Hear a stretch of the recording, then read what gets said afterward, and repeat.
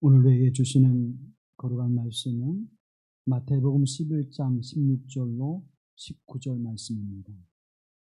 마태복음 11장 16절로 19절 말씀을 받들어 읽을 때에 거룩하신 하나님의 음성을 들으시기를 간절히 기원합니다.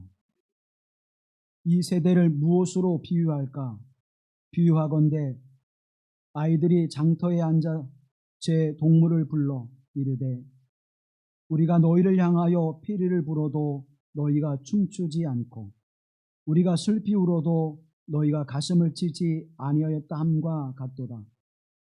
요한이 와서 먹지도 않고 마시지도 아니하며 그들이 말하기를 귀신이 들렸다 하더니 인자는 와서 먹고 마심에 말하기를 보라 먹기를 탐하고 포도주를 즐기는 사람이요 세리와 죄인의 친구로다 하니 지혜는 그 행한 일로 인하여 옳다함을 얻느니라.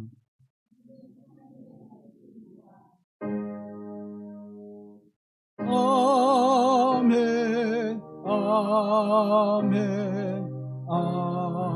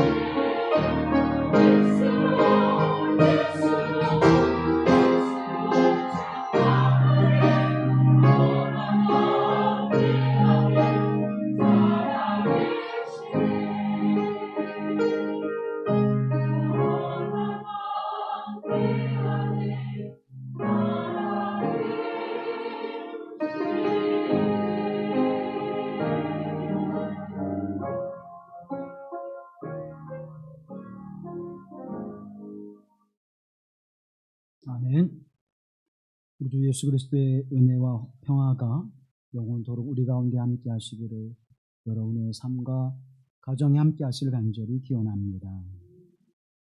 여러분, 이 세대를 어떻게 살아가고 있습니까? 또 여러분은 이 세대를 비유로 말할 때 어떠한 비유를 들어서 말할 수 있겠습니까? 오늘을 살아가는 사람들의 시대를 이야기할 때에 어떤 이들은 삼무의 시대다라고 그렇게 이야기를 합니다. 무관심, 무감각, 무기력. 무관심하다고 하는 것은 타인과 공동체에 대해서 무관심하다고 하는 것이죠. 사회와 정치, 경제에 대해서 무관심합니다. 자신들의 삶의 이익과 그리고 자신의 감정에 어떠한 해가 되지 않으면 참여하지 않고 관여하지 않는 것이죠.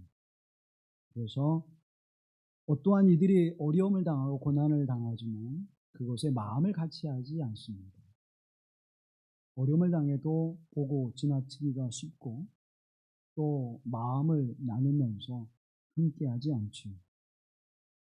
우리는 그러한 사건들을 세월호나 또 이태원 참사를 통해서 우리는 경험합니다. 내 사건이 아니기 때문에 우리는 관심하지도 않고 또 그것이 아픔을 참여하지도 않습니다.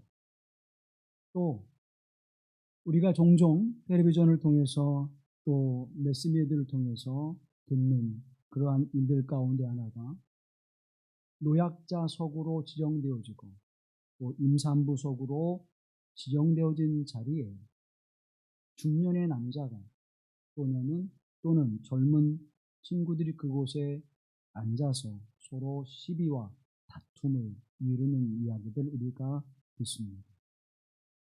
또 사고를 당해서 어려움을 당한 이들을 그대로 방치해서 생명을 살릴 수 있는 골든타임의 그 귀한 시간을 놓쳐버리는 그러한 일들도 우리는 경험하게 되어주죠. 무관심, 생명을 우리에게 소중한 것으로 여기지 않고 잃어버리는 그러한 상황을 우리가 맞이하기도 합니다. 우리가 버스를 타면 자리에 앉아 있다가도 노인된 분들이 올라오시면 일어나서 여기에 앉으시죠 라고 했던 그러한 시대는 오래전 이야기가 되어버리고 말았습니다. 요즘에는 특히 스마트폰을 가지고 있어서 그거에 집중하느라고 누가 타고 내리는지 또 누가 앞에 서 있는지 관심하지 않습니다. 무거운 짐을 들고 있어도 그를 배려하는 마음이 없지요. 무관심합니다. 내게 유익이 되는 것에는 대단한 관심을 보이지만 내게 유익이 되거나 또 내 기쁨, 즐거움에 함께하는 이들이 되지 못하면 철저하게 무관심한 삶을 살아갑니다. 우리는 무감각한 인생을 살아갑니다. 무감각이라고 하는 것은 함께 사는 사회에 대한 공동체적인 책임과 의무를 말합니다. 무엇이 선한 것이고 무엇이 의로운 것인지를 우리는 그렇게 심각하고 또 주의 깊게 살피지 않는다는 사실입니다. 나만 편하게 주차하면 돼. 다른 사람들이야 어떻든. 그래서 우리가 종종 2칸, 3칸 조그만 차도 이제 그렇게 주차하는 모습들을 보게 되죠. 내가 조금 배려하면 다른 사람들이 편하게 있을 수 있을 것인데, 사용할 수 있을 것인데, 우리가 공동 화장실을 보면 또 그런 모습을 보게 됩니다. 우리나라의 화장실이 세계적으로 굉장히 손꼽히는, 그래서 선진국에서도 우리나라의 화장실 문화를 견학하기 위해서 오는 그런 나라입니다. 그런데 가끔 보면 자신이 쓰고 잘 마무리를 짓고 나가면 좋은데 그렇지 않은 사람들이 있어요. 더럽게 쓰고 나가면 그 다음의 사람은 더 더럽게 쓸 수밖에 없지요. 배려하지 않습니다. 나만 편하고 나만 쓰면 되는, 무감각해. 무엇이 옳은지, 무엇이 선한 것인지 무감각한 그런 삶을 살아갑니다. 또 우리는 무기력한 시대를 살아야 합니다. 무기력해. 내가 뭘 하고자 하는 도전적인 정신이 약합니다. 특히 청년의 모습을 바라보면 예전에는 우리가 7, 80년대 거의가 다 요즘 말하는 흙수저였습니다. 대부분의 사람들이 요즘의 개념으로 말하는 흙수저였습니다. 근데 그들의 삶이 어땠습니까? 오늘 대한민국이라고 하는 이 나라를 세계의 경제 강국으로 세웠던 그 모습은 바로 흙수저라고 여긴 그 이들을 통해서 이루었습니다. 근데 오늘의 젊은이들은 어떻습니까? 난 흙수저야. 해도 안 돼. 할 수도 없어. 무기력해. 스스로 외톨이가 되어 은둔하는 삶을 살아갑니다. 그 모습이 우리에게 사회적으로 얼마나 큰 영리를 가져다 주고 있습니까? 비슷한 또래의 사람을 살인하고도 전혀 무감각한, 오히려 그 발걸음이 더 가벼운 그러한 모습을 볼 때 우리는 경악하지 않을 수가 없지요. 무기력함이라고 하는 것이 얼마나 큰 인간성의 파괴를 가져오고 공동체를 파괴하는지 우리는 알지 못합니다. 앞으로 더 어떠한 일들이 벌어질지 우리는 상상할 수 없는 그런 시대를 살아가고 있습니다. 무관심, 무감각함, 무기력함이 우리 시대를 살아가는 삶의 특징인 것을 부인하지 않을 수 없죠. 일본의 유명한 신학자인 우찌무라 간조는 이렇게 이야기합니다.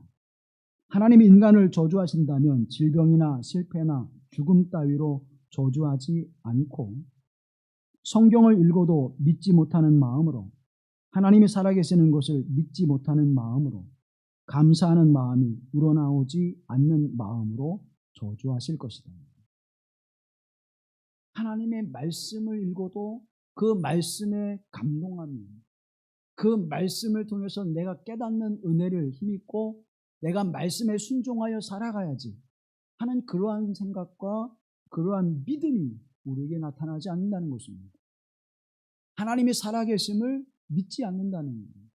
그래서 내 뜻, 내가 원하는 대로, 내가 계획한 대로 이루어지지 않으면 모든 것들이 다 내게 있어서 합당치 않은 것으로 여기는 삶을 살아가고 있다는 것입니다.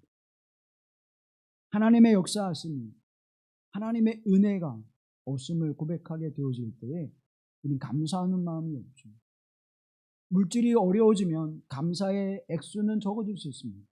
그러나 감사하는 마음이 사라진다고 하는 것은 그것은 문제가 있는 것이죠. 내가 하나님 앞에 시간을 드리고 마음을 드리고 물질을 드리는 그 모습이 약화는 될 수 있습니다. 그러나 그 마음이 사라져 버리면 안 되는 것이죠. 내게 주신 은혜가 더욱 인생의 연륜을 살아가면 살아갈수록 우리가 이 땅의 삶을 살면 살수록 더 많은 은혜가 우리에게 경험되어지고 더 많은 하나님의 은혜였습니다를 말할 수 있어야 되는데 우리가 그것이 점점 줄어든다고 하는 것은 우리가 하나님 앞에 온전한 삶을 살아가고 있지 못하는 반증이기도 한 것입니다. 온전한 믿음의 자리로 나아가지 못하는 삶의 모습일 것입니다. 이것이 무감각, 무관심, 무기력에 저주받은 사회의 모습이고 그러한 삶의 모습이라고 하는 사실을 우리는 분명히 깨달아야 하는 것입니다. 예수님께서 오늘의 시대를 바라보신다면 무엇으로 비유하셨을까요? 예수님께서 사셨던 그 시대의 모습을 예수님은 결혼식 놀이와 장례 놀이라는 어린 아이들의 모습으로 비유하여 말씀하고 제자들에게 그것을 전해주고 있습니다. 오늘 10절 말씀을 함께 보시겠습니다. 이르되 우리가 너희를 향하여 피리를 불어도 너희가 춤추지 않고 우리가 슬피 울어도 너희가 가슴을 치지 아니하였담과 같도다. 피리를 불어도 춤추지 않고 슬피 울어도 가슴을 치며 애통해하는, 애곡하는 모습이 없다라고 말씀하고 있는 것입니다. 당시의 팔레스틴 문화는 결혼식이나 장례식에 어떠한 모습을 가졌는가 하면, 결혼식에는 피리를 부는, 악기를 부는 사람들을 사서 그들로 하여금 그 잔치가 즐겁게, 그 잔치에 축하하러 온 사람들에게 즐거움을 주는 그러한 모습을 가지고 있었습니다. 그래서 그 흥을 돋구는 그러한 역할을 하도록 했었죠. 또 장례식에는 슬피 우는 사람을 세워서, 특히 여자들을 세워서 그들로 하여금 울게 했습니다. 그래서 그곳에 찾아온 사람들이 그 슬픔을 함께 나눌 수 있도록, 함께 애곡할 수 있도록 하는 그러한 장례 문화를 가지고 있었습니다. 결혼식에는 즐거운 일이고 행복한 일이어서 함께 동실동실 춤을 출 수 있도록 흥을 돋구는 악기를 다루는 악사들이 있었다면, 장례식에는 슬픔을 함께 나눌 수 있는, 그래서 슬픔을 애곡하는 그러한 사람들을 두어서 그 슬픔에 함께 참여했던 것입니다. 우리나라도 그러한 관습을 가지고 있었습니다.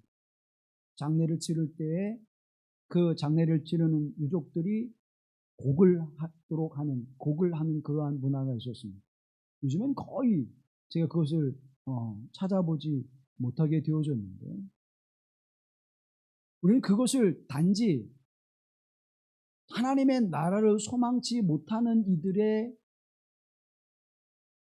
미련한 행위, 하나님의 나라를 바라보지 못하는 이들의 어리석은 행위로만 보지 않아야 될 것입니다. 장례라고 하는 것은 분명 슬픔의 일이죠. 그 사람의 연수를 다하여 살아갔던, 또 불의한 일로 말미암아, 또 상황지 않았던, 예기치 않았던 사고로 말미암아 생명을 잃어버렸던 모든 슬픔은, 죽음이라고 하는 것은 슬픔입니다. 근데 그 슬픔에 애곡하는 것은 당연한 것이죠. 저는 그 애곡하는 그 모습, 하나님의 나라가 없으므로 애곡하지 않아야 된다는 것이 아니에요. 그런 논리는 맞지 않다고 생각합니다. 슬픔의 일이 있지만, 그러나 우리에게는 하늘의 소망이 있어서 위로를 받고 또 힘을 다시 낼 수 있는 것, 그것이 온전한 모습일 것입니다. 이스라엘 민족에게도 이러한 모습이 있었습니다. 애곡하고 그리고 통곡하는 모습이 있었는데, 미가서에 보면 그 모습을 이렇게 표현하고 있습니다. 그러므로 내가 슬퍼하며 통곡하고 맨발로 벌거벗고 다니며 여우처럼 구슬피 울며 타도처럼 목 놓아 울 것이니, 이것은 사마리아의 상처가 고칠 수 없는 병이 되고 그 불치병이 유대까지 전염되고 기어이 예루살렘에까지 내 백성의 성문에까지 이르렀기 때문이다. 애통하는 모습이, 슬퍼오는 모습이, 맨발을 벗고 뛰어나는, 그래서 어쩔 줄 모르는 그 고통, 그 울부짖음이 짐승이 울부짖는 것처럼 애통하는 그 모습으로 장례를 맞이하고 있다. 그만큼 애절하게 우는 모습. 오죽하면 그 부르짖음이, 그 애곡함이 짐승이 부르짖는 것과 같이 들려질까? 그것이 바로 장례의 모습임을 말씀해주고 있습니다. 결혼식이라고 하는 놀이를 통해서도 함께 참여한 이들이, 축하하러 온 이들이 그 기쁨과 즐거움을 함께 나눌 수 있도록 하는 것이고, 장례식을 통해서는 슬픔을 함께 나눌 수 있는 것, 그것은 당연한 것입니다. 피리를 불어도 춤을 추지 않고, 애곡하여도 가슴을 치지 않으며 그 아픔에 참여하지 않는다면 무엇이 잘못된 것일까요? 피리를 부는 사람이 잘못된 것일까요? 애곡하며 애통해하는 슬픔을 가진 사람이 잘못된 것일까요?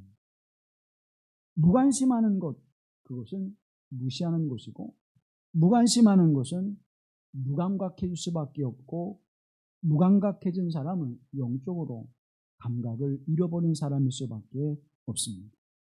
예수님께서 오늘 비유의 말씀을 통해서 나오는 그들은 누구일까요? 춤을 추지 않고 가슴을 치지 않는 사람들은 누구일까요? 그들은 바로 유대인들, 특히 유대인들 가운데 바리새인과 율법사들을 향해서 말씀하고 있는 것입니다. 그러면 장례식은 무엇을 상징하고 결혼식은 무엇을 상징하고 있을까요? 장례식은 세례 요한의 사역을 의미하고 있습니다. 또 결혼식은 예수님의 사역을 비유해서 말씀해 주고 있는 것이죠. 세례 요한을 통해서 회개하고 이제 하나님 앞에 바로 서지 않으면 하나님의 심판이 임할 것이라고 선언합니다. 회개와 애통할 것을 역설했었던 세례 요한의 그 음성에 아무도 반응하지 않았습니다. 하나님의 음성을 듣고 그 앞에 나와 믿음으로 순종한 이들은 세례 요한의 세례를 받았지만 그것을 깨닫지 못하는 율법주의자들과 바리새인들은 그것에 대해서 반응하지 않았습니다. 반대로 예수님께서 오셔서 병자를 치유하시고 하나님의 나라의 말씀을 선포하시고 장차 우리에게 주어질 구원의 역사, 죄에서 우리를 해방하시는 하나님의 그 거룩한 역사를 선포하시고 복음을 증거할 때 그들은 또한 어떻게 했습니까? 그들이 그 말씀 앞에 나와 그 기쁨을 함께 나누지 못했습니다. 결혼식과 장례식에 함께하는 그들이 그 기쁨과 슬픔을 함께 나누지 못하는 그들은 영적으로 무감각하고 영적으로 교만하며 오만한 자들이었음을 말씀하고 있는 것입니다. 예수님의 사역을 예수님께서는 세례자 요한의 제자들이 와서 그 모습을 세례 요한에게 와서 어떻게 선할까요? 라고 물을 때에 예수님께서 이렇게 말씀합니다. 마태복음 9장에 보면 예수님께서 그들에게 이르시되 혼인집 손님들이 신랑과 함께 있을 동안에 슬퍼할 수 있느냐? 그러나 신랑을 빼앗길 날이 이르리니 그때에는 금식할 것입니다. 아니 우리 스승은 광야에 나가서 메뚜기와 석청을 먹이면서 금식하고 절제하면서 회개를 선포했는데 메시아이신 주님이라고 말하는 당신은 지금 기뻐하고 즐거워하고 잔치를 찾아다니고 있지 않습니까? 그렇게 묻는 이들에게 말씀하고 있는 것입니다. 야, 혼인집에 간 손님이 신랑과 함께 즐거워하고 기뻐하는 것이 마땅한 것이지 신랑을 바라보면서 슬퍼하는 사람이 어디 있느냐. 신랑을 빼앗겼을 때 슬퍼하고 금식하는 것이지 함께 있을 때는 기뻐하고 출구하는 것이라는 거예요. 너무나도 당연한 이야기입니다. 너무나도 합당한 이야기입니다. 그런데 왜 이 일에 대하여 함께 하지 못할까요? 금식할 때는 왜 금식하냐고 비난하고 함께 기뻐하고 즐거워할 때는 지금 함께 기뻐하고 즐거울 때냐 금식하고 절제해야 될 때라고 말하는 이들은 도대체 도무지 어떤 생각과 어떤 마음을 가지고 있을까요? 세례 요한의 말씀의 선포가 하나님 앞에 정결함을 힘입으라고 선포하는 말씀이었다면 예수님의 사역을 통해서는 그 모든 죄와 어둠과 악에서 우리를 해방시켜 주시는 하나님의 구원의 그 계획과 섭리와 역사를 선포하시는 사역이었습니다. 마태복음 11장 5절 말씀에 보면 맹인이 보며 못 걷는 사람이 걸으며 나병 환자가 깨끗함을 받으며 못 듣는 자가 들으며 죽은 자가 살아나며 가난한 자에게 복음이 전파된다 하라고 증언해주고 있습니다. 사랑하는 여러분, 앞을 보지 못하는 자가 보았을 때 얼마나 기쁨이 넘치겠습니까? 듣지 못하는 자가 들었을 때 그 기쁨은 얼마나 더하겠습니까? 죄로 말미암아 심판받던 자들이 그 죄에서 해방되어져 죄사함을 받고 그 삶을 살아갈 때 얼마나 기쁨이 있겠습니까? 죽은 자로 선포되어지고 죽은 자가 다시 살아날 때 그 기쁨은 얼마나 더하겠습니까? 하나님의 나라를 소망하지 못한 자가 하나님의 나라를 기업으로 받고 유업으로 받게 된다면 그 기쁨이 얼마나 더하겠습니까? 그런데 이 기쁨에 대하여 예수님을 비난하는 이들은 왜 먹을 것을 탐하며 포도주를 즐기는 자라고 비난하고 있을까요? 19절 말씀해 보면 보라, 먹기를 탐하고 포도주를 즐기는 사람이요 세리와 죄인들의 친구들아라고 비난하고 있습니다. 먹기를 탐하는 것, 식탐가라는 것입니다. 포도주를 즐기는 술주정뱅이로 예수님을 비난하고 있는 것입니다. 사랑하는 성도 여러분, 이스라엘 백성들이 잔치를 벌일 때에 결혼잔치에는 먹을 것이 있어야 됩니다. 그 흥을 돋는 포도주를 그들은 가지고 있었지요. 그래서 예수님께서 가나안의 혼인잔치에서 물을 포도주로 바꾸시는 역사를 그들에게 보여주셨습니다. 겉표면적으로는 잔치에 흥을 더하는 일을 하셨지만 예수님께서 빈 항아리에 포도주를 담으심으로 말미암아서 너희들의 그 모든 행위가 옳다라고 말한 행위는 비어있는 것입니다. 공한 것임을 말씀해 주고 있고, 그리고 그곳에 예수 그리스도의 보혈로 채워져야 너희는 참된 기쁨과 즐거움을, 하나님의 나라의 영적 즐거움과 영원한 기쁨을 누리게 될 것임을 말씀해 주고 있는 것입니다. 그런데 그들은 오히려 그것을 비난하고 있습니다. 세리와 죄인들의 친구로다라고 비난하죠. 세리와 죄인들은 어떠한 모습이었습니까? 아무도 그의 주변에 그들과 함께 하지 않았습니다. 친구가 되어주는 이들이 없었습니다. 예수님은 그들에게 다가가셨고 그들에게 삶의 소망을 주셨고 삶을 살아가는 인간으로서의 그 기쁨을 누리게 해주셨습니다. 그리고 그들은 어떠한 삶을 살았습니까? 여전히 죄인들의 모습으로 살아가지 않고 그들은 돌이켜 하나님 말씀 앞에 나왔고 돌이켜 하나님의 사람으로 살아가는 위로와 힘을 얻게 되었습니다. 그렇다면 지금 비난하는 그들의 입술에서 나오는 그 말은 왜 그러한 모습을 가지게 될까요?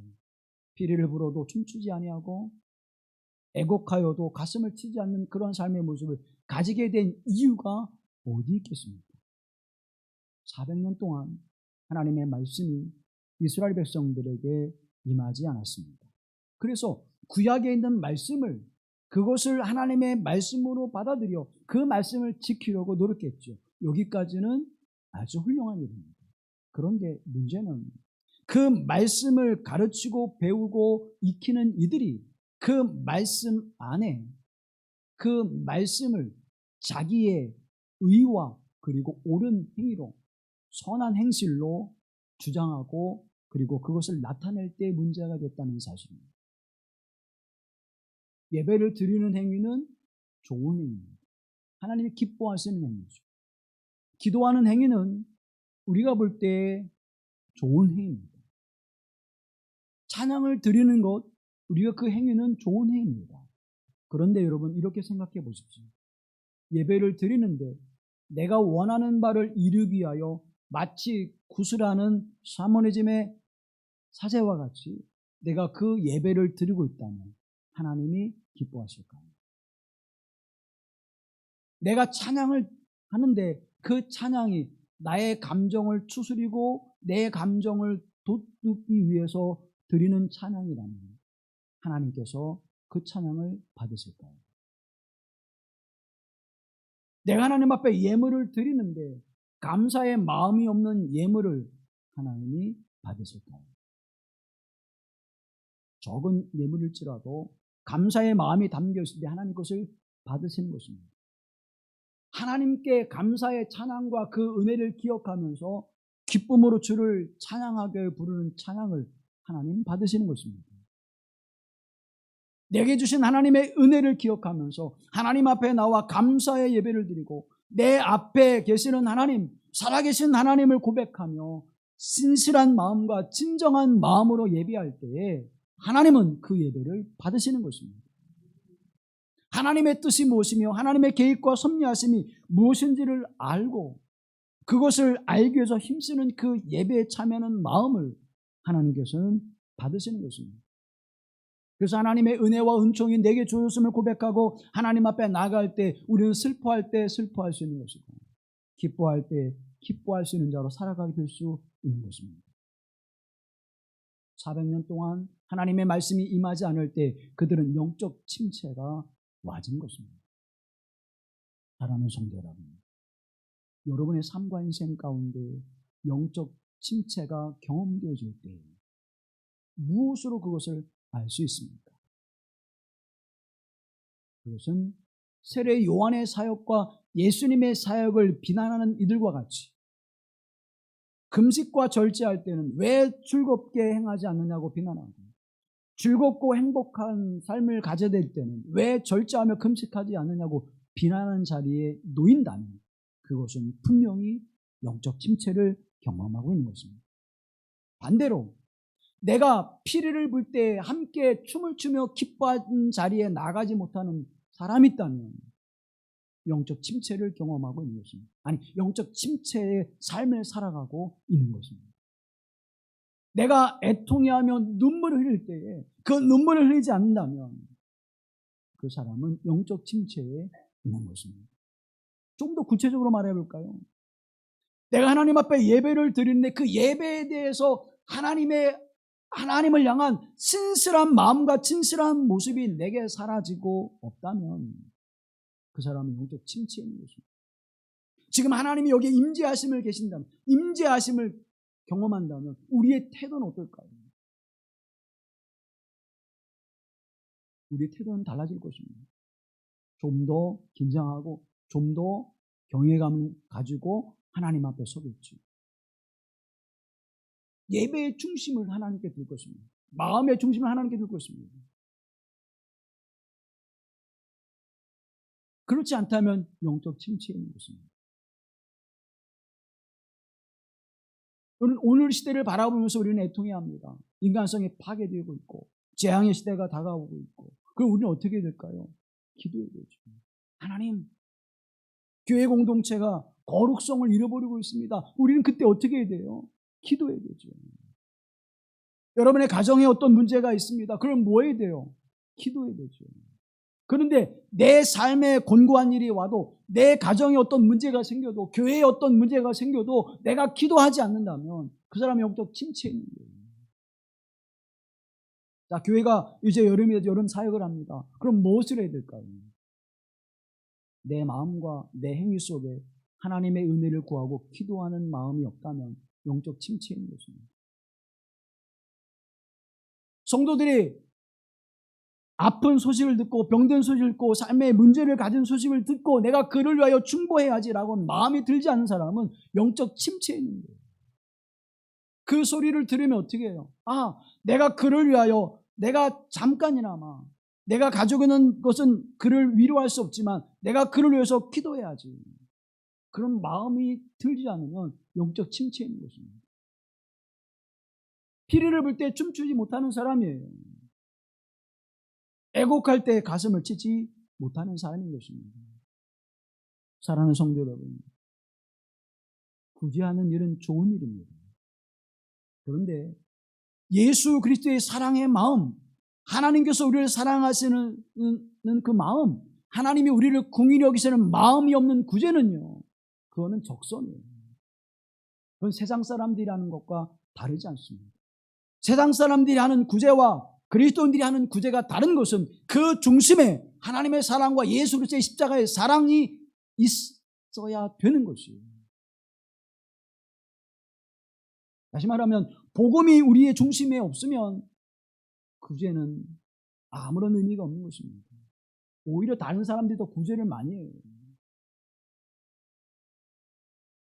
오늘 우리의 삶 속에 선한 행위는 무엇입니까? 그리스도의 사랑과 은혜가 없이는 그 일들이 우리에게 헛되다고 하는 사실입니다. 여러분이 가진 재능, 여러분 이 재능으로 하나님의 교회를 섬기고 하나님의 사역을 이룹니다. 목사는 말씀을 전하는 사역을 하고, 여러분은 각각 가진 재능으로 하나님의 교회 사역을 함께 합니다.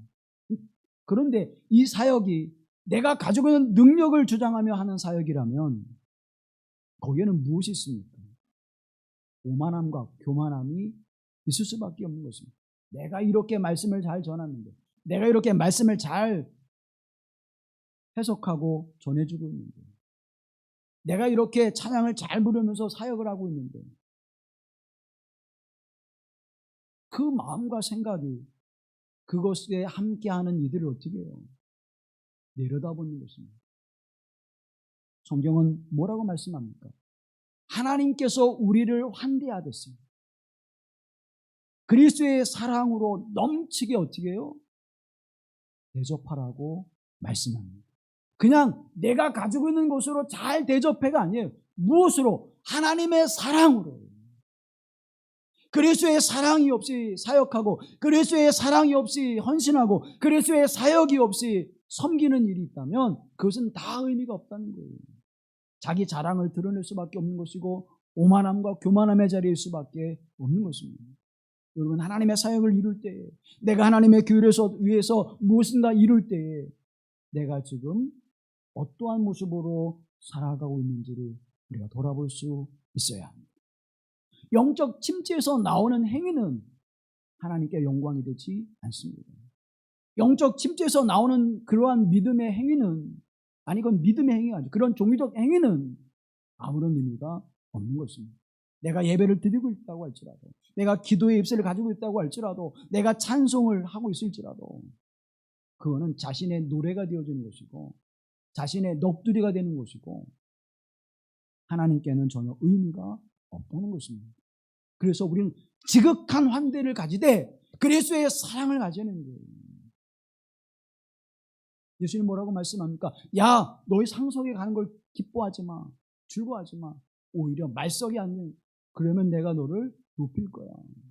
너 높아지고 하지 마, 낮아져. 그러면 내가 너를 높여줄 거야. 우리가 아둥바둥 거려도 여러분, 우리를 알아주는 사람이 몇이나 될까요? 하나님께서 우리를 높이시면 예수 그리스도 앞에 모든 이들이 무릎을 꿇게 하셨던 것처럼 저와 여러분의 인생과 삶 속에 하나님 그 영광스러운 삶을 허락하실 줄로 믿습니다. 영적 침체가 우리의 교만함과 오만함을 가져오게 되는 것입니다. 그래서 슬퍼할 때 슬퍼하지 못하고 기뻐할 때 함께 기뻐하지 못하게 되어지는 것입니다. 오늘 본문의 말씀 11장 19절 말씀에 보면 이렇게 말씀합니다. 함께 읽죠. 지혜는 그 행한 일로 인하여 옳다함을 얻느니라. 지혜는 그 행한 일로 인하여 옳다함을 얻느니라.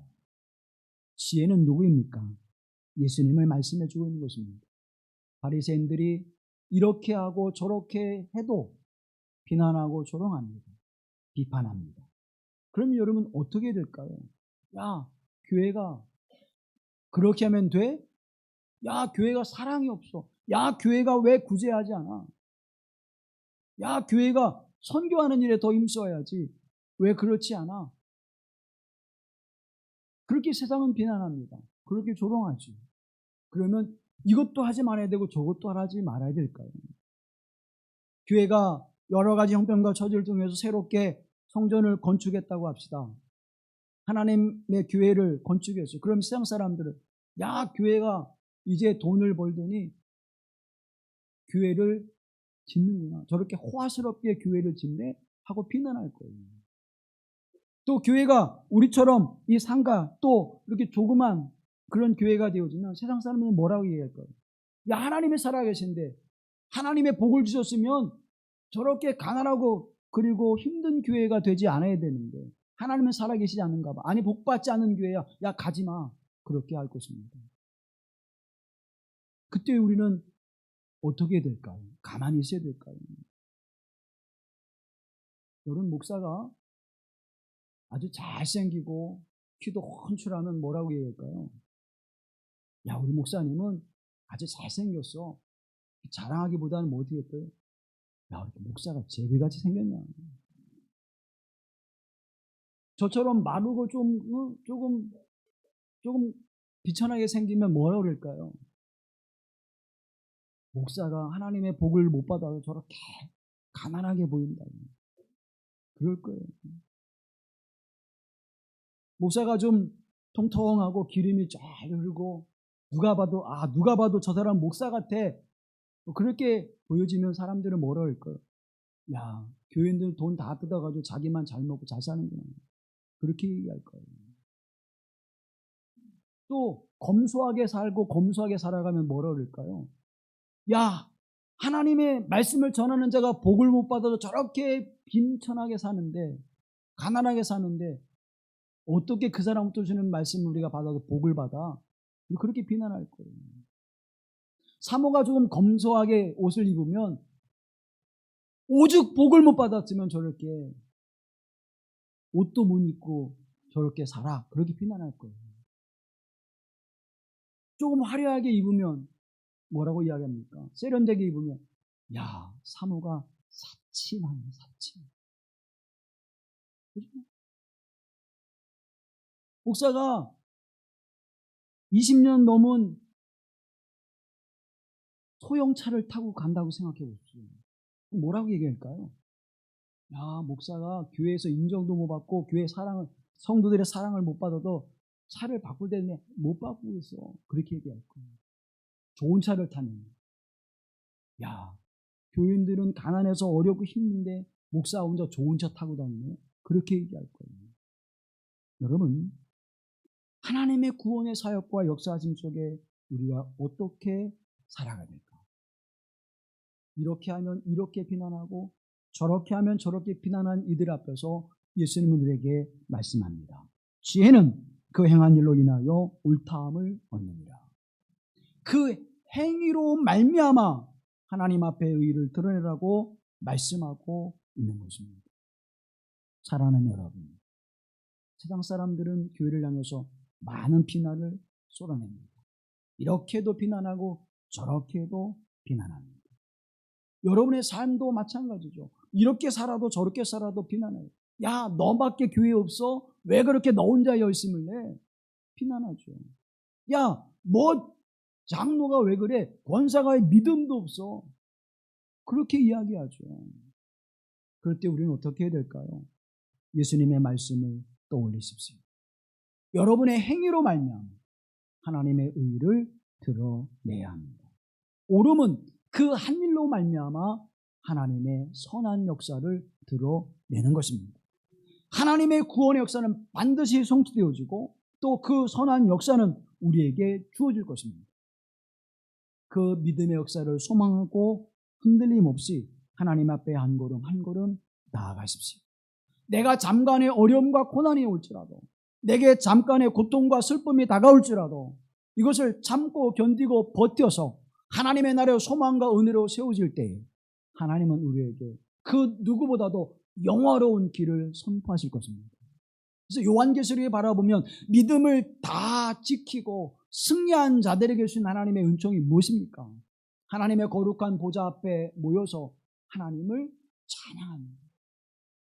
그 기쁨의 충만함, 감사의 충만함을 노래하는 것입니다. 사랑하는 성도 여러분, 여러분의 인생과 삶이 주님 앞에 춤을 추며 기뻐하는 인생이 되기를 간절히 기원합니다.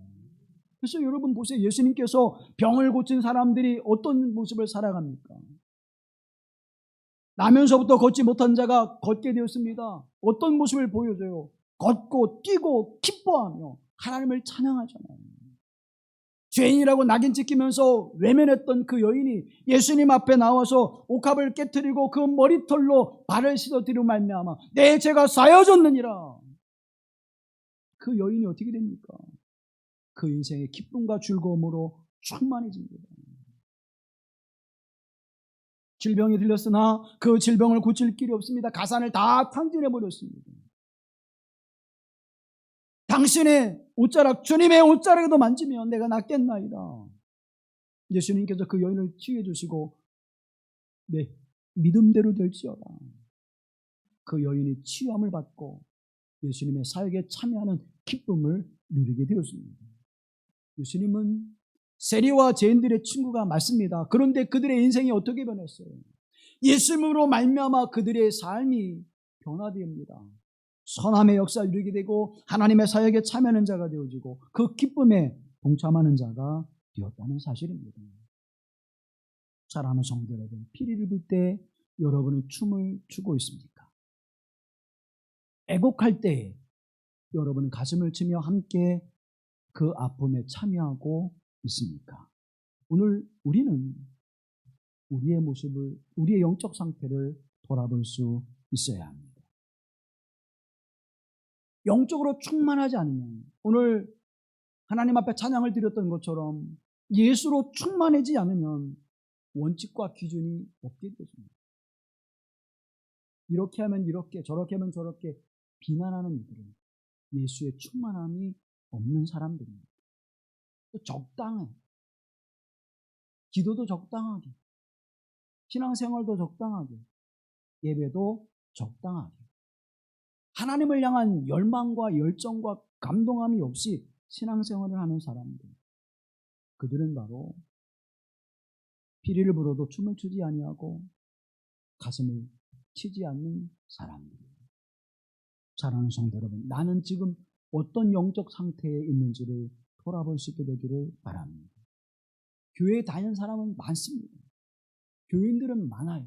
그런데 하나님의 마음을 헤아리고 하나님의 뜻을 이루어드리기 위하여 내 손과 발을 부지런히 사용하는 사람, 그래서 이 땅에 하나님의 나라와 복음의 역사가 증거되기 위하여 내 힘을 다하는 믿음의 사람들은 많지 않습니다. 교회 교인들은 많습니다. 그런데 예수 그리스도의 삶을 따라가고자 하는 예수님의 제자들은 많지 않다는 것입니다. 하나님의 말씀을 듣는 자들은 많습니다. 그런데 하나님의 말씀을 믿음으로 순종하여 살아가는 이들이 적다는 것입니다. 지혜는 그 한 일로 옳다 입증되는 것입니다.